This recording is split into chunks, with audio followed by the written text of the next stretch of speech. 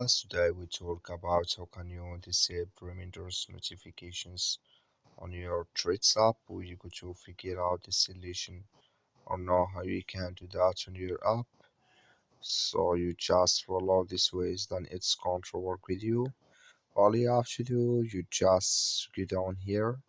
You click on this sign down here. When you just click on it, so then it's going to take you to your profile. It's going to show for you like this here.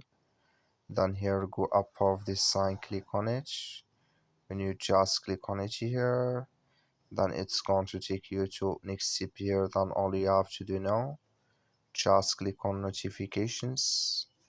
You come to next step here, then you click here on threads and replace, just click on it.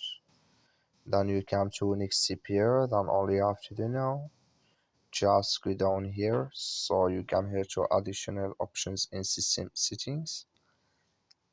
Then you click here on notification categories. You come here to reminders.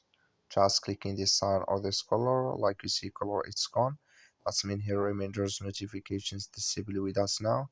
That's all you have to do. That's all. Thank you for watching. Don't forget to support us by liking, subscribing.